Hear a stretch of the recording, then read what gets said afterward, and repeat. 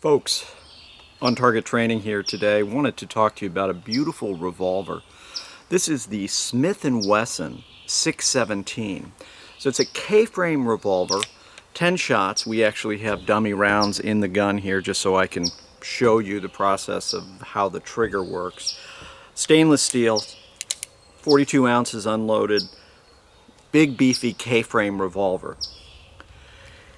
It's definitely on the expensive side as it relates to 22s in general, and certainly you could go buy, quality 45 for what this retails for is about $800. However, it's one of those guns that will last you and probably several generations, a long time of shooting and thousands and thousands and thousands of rounds. They're pretty much indestructible. One of the nicest things about the 617 is it's the same fit, finish, feel as the 686. So if you're working a revolver, especially if you're doing training and you just don't want to spend a lot of money on the 38 Special or 357 ammunition, you can run 22s. The other fantastic thing about revolvers, of course, is the fact, and this one in particular, is you can pretty much put any 22 ammunition in it and it will cycle. Many years ago, there was the term the kit gun, and the kit gun was a 22 revolver that went in your kit, your tackle kit, your fishing kit, your backpack kit, whatever it was. And so this gun really is the evolution of that, and it's that classic, thing. So we've got a synthetic stock on this. It's that rubber feeling, which again grips in the hands very, very well. Lockup is exactly what you'd expect from Smith & Wesson, super tight. Trigger is very good, and again, we are shooting snap caps. We've checked this safety, checked this before we started this video. So in its double action mode, it's certainly smooth, again, for what Smith & Wesson is known. Now on my 686, it's a competition gun, and the trigger's been tweaked a little bit, so it's butter smooth. This is very, very good as well.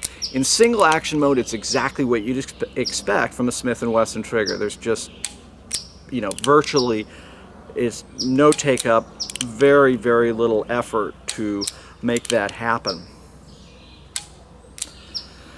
We have partridge sights, black on black. Eventually, for my eyes, I would replace that and I'd go with a fiber optic, either red or green on the front and then black in the rear. We do have adjustable windage and elevation on the Smith & Wesson revolver. And again, you have stainless steel, beautiful, heavy, solid gun.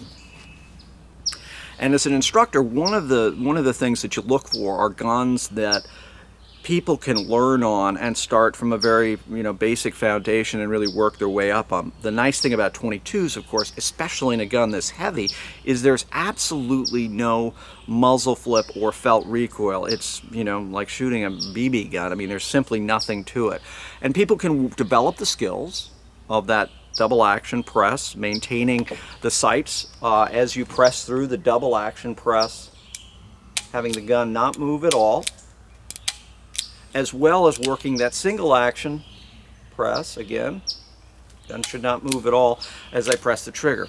One important thing to note about the 22 and this revolver in particular, this gun, you absolutely do need to fire it with, if you're going to dry practice, with dummy rounds. And of course, we've got the blue dummy rounds in here.